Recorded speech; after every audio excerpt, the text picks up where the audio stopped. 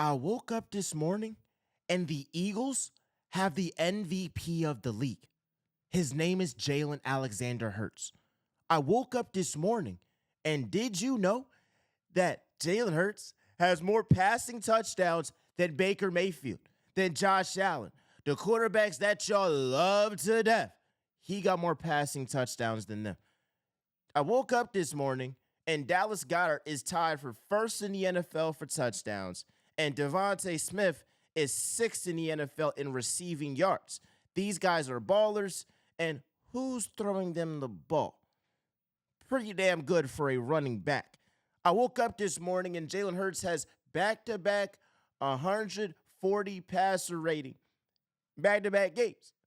I woke up this morning and Jalen Hurts and the Philadelphia Eagles are 6-2 walking into the bye with wins over the Rams, the Bucks, the Chiefs.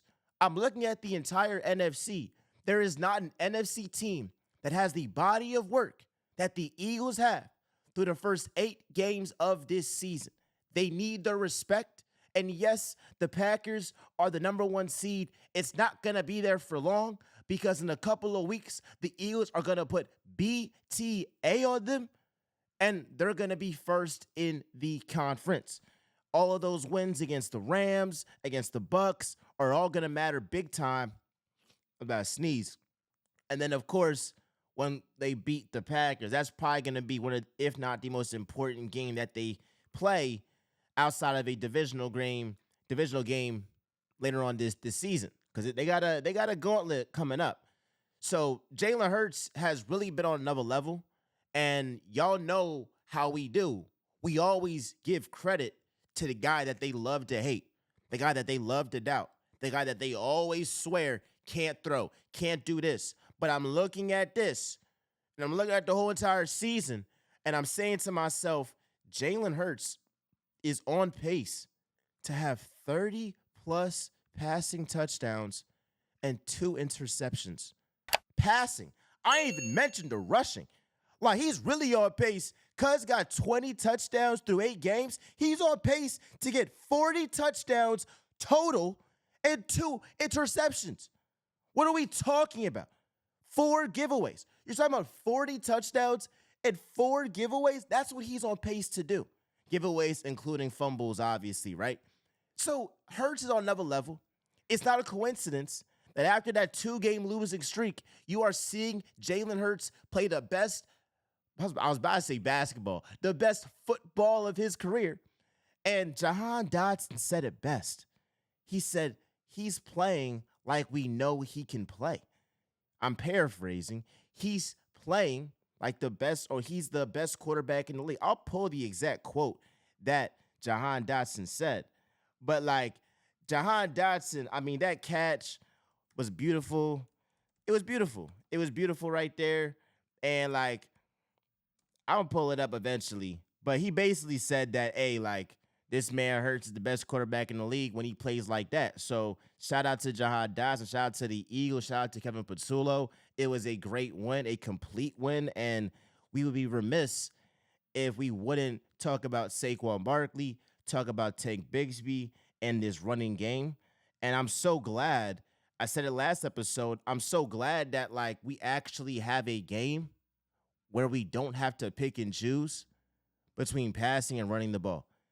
It was like I was a big supporter of, yo, feed A.J. Brown, feed Devontae Smith, feed Dallas Goedert, feed Jahan Dotson to a lesser extent, but feed all your playmakers. And then it'd be like they wouldn't use them and they run the ball and they would still beat the Chiefs or they would beat the Cowboys. And it'd be like, all right, cool, it's a win. But I'm looking back at it, I'm like, you still want to use these guys that are getting paid the big bucks. Devontae, AJ, you still want to use them. But it was like because the Eagles were winning, it would be looked at as, who cares? They're winning. Why are you mad about how they're playing? When it's like, we know what a great offense looks like. Don't try to gaslight us because we expect, much more from this team that's ultra talented. Like, hey, we knew you can balance running the ball and passing the ball. Now, it's funny. by a lot of the Twitter trolls' logic, because Jalen Hurts did not have 200 passing yards, it wasn't a good game. You know, 140 passer rating, great completion percentage, 4 touchdowns, 0 picks. Nah, but you ain't have 200 passing yards. So we got to reassess some things. I mean, it's so stupid. It's so funny sometimes. But I know a lot of the haters are very pissed off because, yeah, man, oh man. I mean, like, y'all tried to crap on the guy after the Giants game. And then after the Giants game, he's been the best quarterback in the league. I got respect for Drake May, and Drake May is probably top 3 in MVP. At this point, my MVP right now, the top 3 in no particular order is Patrick Mahomes, Jalen Hurts, Drake May. Baker Mayfield is out of the conversation. Dak Prescott is out of the conversation. Only if you want to put Jonathan Taylor in, so that's 4. Patrick Mahomes, Jalen Hurts, Jonathan Taylor, Drake May. Those are the top 4 MVP candidates in my eyes. Now, the betting odds are going to have Josh Allen in that top 4 because the Bills' schedule is easy as hell. It's easy as hell. Like, they should be undefeated. For real, for real. But they aren't, and I just feel like Josh Allen's going to be up there, but he's not playing MVP football at all. At all. So I just want the haters to explain why Hurts has more passing touchdowns than Baker and Josh Allen. I mean, I would really love to know that, bro. I would really love to know that because I was told that he couldn't throw, he couldn't do this and that, and we're just seeing how lethal he can be by not only having multiple passing touchdowns and being highly efficient, but not turning over the ball. Dak Prescott has 5 interceptions on the season. Hurts has 1. Jalen Hurts has 15 passing touchdowns. Dak Prescott has 16 passing touchdowns. Dak obviously throws the ball way more than Jalen Hurts. And Dak has been playing well this season outside that Broncos game, but we're trying to put context to everything right there. So that's what that is there. I do want to talk more about this game, and I do want to talk about Tank Bigsby real quick. I don't think people realize how much of a game changer Tank Bigsby is. Now, he should have been in the backfield to start because the Eagles traded multiple picks to get this guy.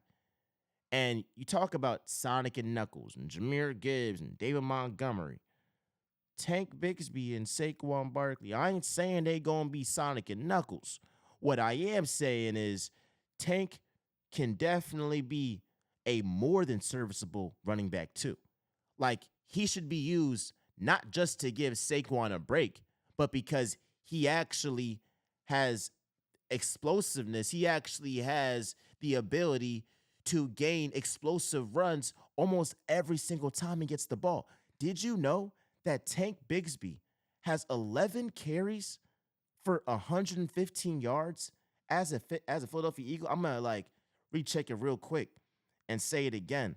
But I'm pretty sure this guy, Tank Bigsby, has I think this guy, all right, Pete, with the Eagles, Tank Bigsby has 10 carries for 115 yards. That is 11.5 yards per pop. If they don't use this brother, he's the running back too. I love Will Shipley. He should be on special teams. He should be doing the kickoff returns. And he did a pretty good job there in special teams right there. So I would flip it. I would make Will Shipley on special teams, and I would put Tank Bigsby in the running back 2 spot. Because the thing is, in this game, let's look at how many carries Saquon Barkley had in this, John. Because if y'all been watching Real Talk, we've been saying, we love Saquon Barkley. He's amazing, but we don't really want him having such high carries in the middle of the season because you want him for January, for the December. Saquon Barkley had 14 carries, $150. Tank Bigsby had 9 carries, $104. He had 9 carries, 104. So the thing is, not only were you able to have damn near 300 rushing yards, but you were able to do that without giving Saquon hella carries. That is the perfect usage of Saquon Barkley and Tank Bigsby. And that should be the goal. That Tank Bigsby, again, contributes to this offense, but essentially is able to give Saquon rest. And I would suspect that with this groin injury, and you have the bye week, so Saquon is going to be able to rest. I still, against the Packers, I think that's the Eagles' next opponent, right? It's the Packers. I would use Tank Bigsby a lot. He has literally been perfect this season for the Eagles in the backfield. Every time this guy has gotten the ball, he has gone for like 9+ yards per pop. For real. Against the Vikings, bro had one carry. That one carry was the longest carry, 11 yards on the day for the Eagles. Give that man the ball, and we are finally seeing how explosive this offense can be. I ain't gonna lie. If Tank Bigsby is running like this, the whole super team allegations, y'all got it. Y'all got it. Because you're telling me the Eagles have a superstar quarterback. They have a superstar running back. They have potentially the best I ain't gonna say the best. They have potentially a top 5, top 3 running back 2 in the game. They have a top 3, top 2 wide receiver duo in the game, and a top 5 tight end. Yeah, that is a super team. So that will make me, admit that they are a super team. If you trade for that guy, oh my God. And they did take Bigsby, and he's snapping right now. So a lot of credit goes to him. I was critical of him on them kickoff returns because I'm like, bro, you can't catch the ball.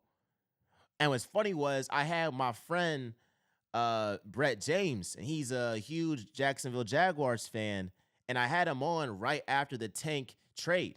He said, Tank can run, but he can't catch a lick. That's his exact words. He wasn't lying. Cuz can't catch, but in the backfield, he can tote that rock. So we're going to ride behind that. And shout out to him there. Let's talk about this Eagles defensive line. And I had a point that I made yesterday, right after the episode, that I want to bring back up, add more context to it. I truly believe that Brandon Graham coming back to the Eagles gave the defense life. Now, Brandon Graham obviously did not play against the Giants. But if I'm on the Eagles' defensive line, it's human nature to think to yourself, all right, it's a big deal that this guy retired is now coming back to potentially take my job. Like, that's what I would be thinking if I was Jalix Hunt, if I was Joshua Uche, Azeez Ojulari, all the edge guys. And ultimately, Jalix Hunt had his best game as an Eagle. I believe that the presence of BG has made the defensive line more hungry because they're not comfortable. They know, hey, we're not satisfied over here. And BG, his presence brings a winning championship culture that you have to match. Like, some people that when you work with them, they're at such a high level that it forces you to be at a higher level. I'll give you an example. When I was in graduate school at NYU, I always had to be on my game in class. I always had to read the textbook or read the book or read the article. I always had to be on my game in class because I knew everybody else is going to be on their game. And you don't ever want to be the weak link. So I think with Brandon Graham coming back to the Eagles and really for that defensive line, it raised the level. Because now it adds more intensity, it adds more pressure for these guys to deliver because this guy is coming back from retirement for what? You don't want this guy to go out here, come back from retirement just for the Eagles to lose in the playoffs or for him to go out sad. Like, you want BG to go out here and get 3 rings and ride to the sunset. And ultimately, you're playing for yourself.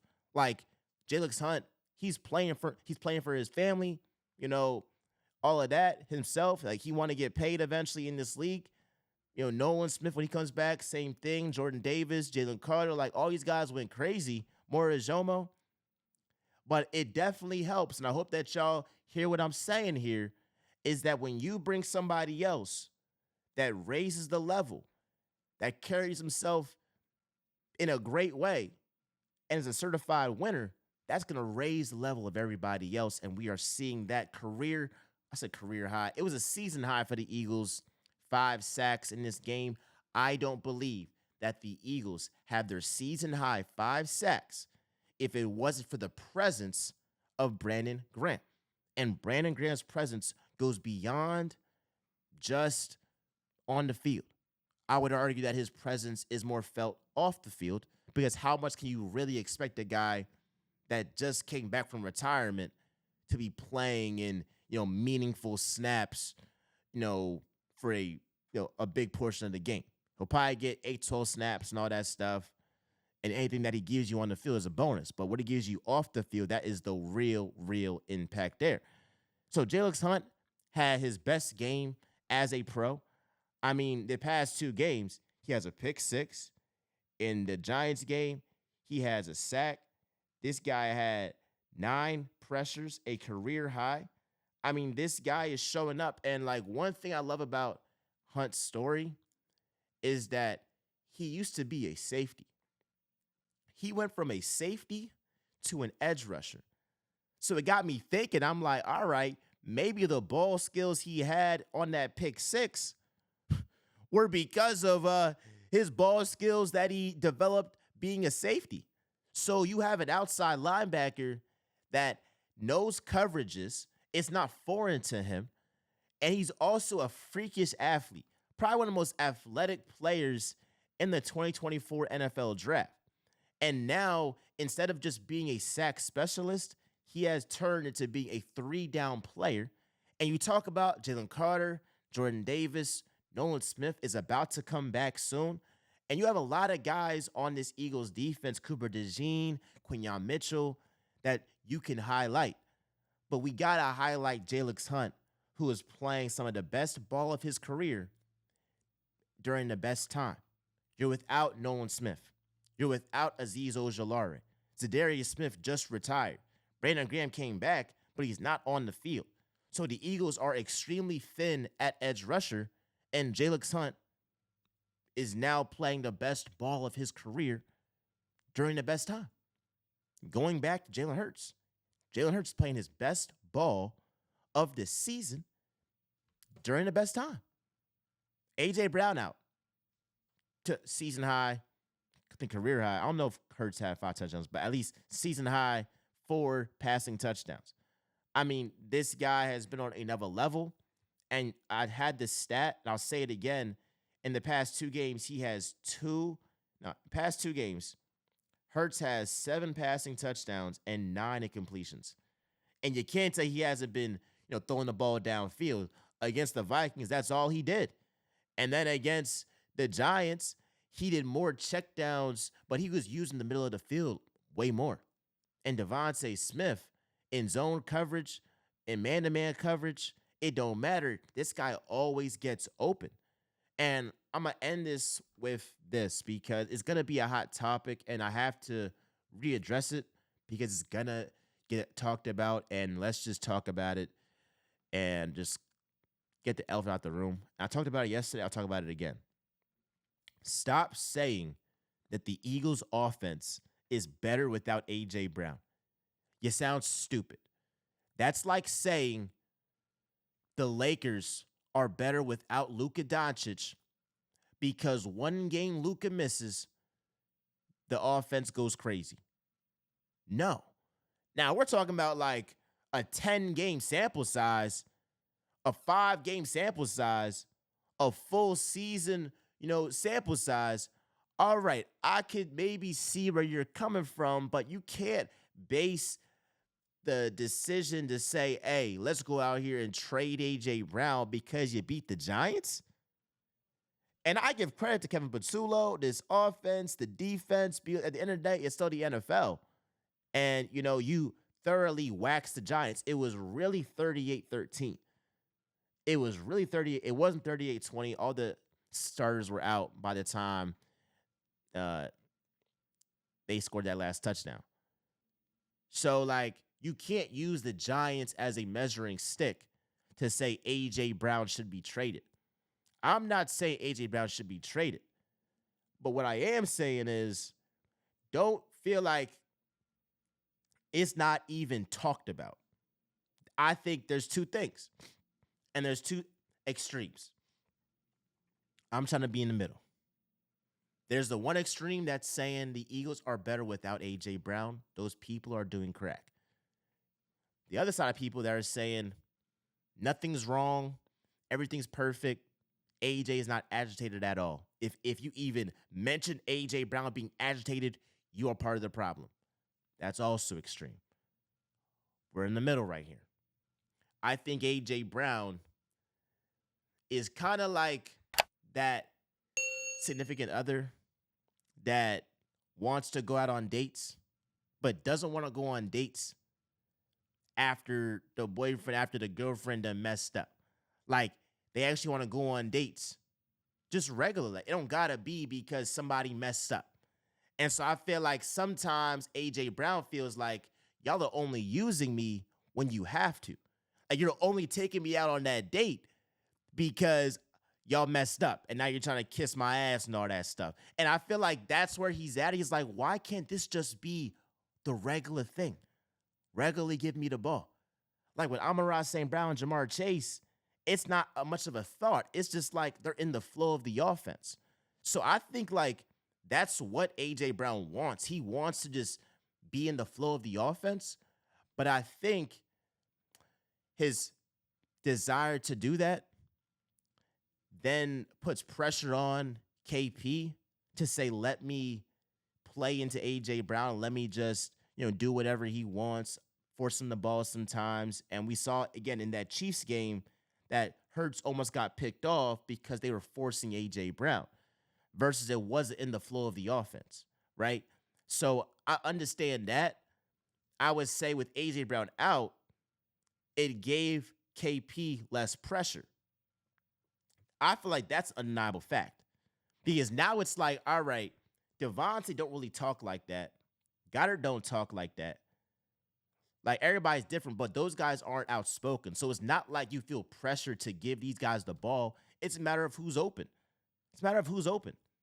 And in this game, it's not, I want to say it's not a coincidence, but I will say there is some value in the Eagles offense having their best, day offensively this season without A.J. Brown. And it's not about A.J. Brown. It's more about you have to just not feel pressure by other players. Like A.J. Brown, he wants to contribute. He wants the best for this team. He obviously wants to be the reason they win, as I think anybody with his stature wants to be. But you have to do a better job of putting him in the flow of the offense. Like, take him on a date, a week. Taking him on a date on a Wednesday when, it's not a big thing. Just, hey, I just want to take you out.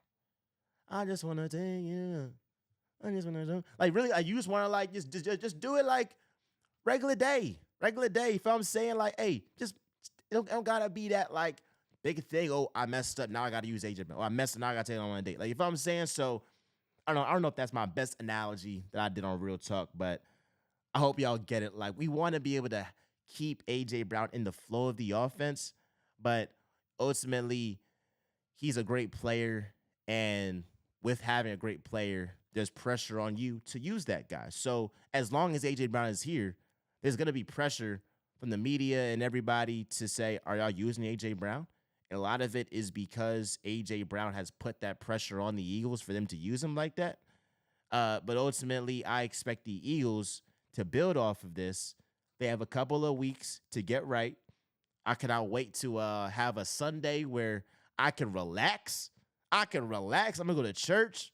I be going to church sometimes, but not as much as I need to be because I'd be like, well, I want to be locked in for the game and all that stuff. So, like, love y'all. I appreciate y'all. We're going to talk more about this game, about the whole NFL. And, yeah, man, I love y'all. Appreciate y'all. We are out.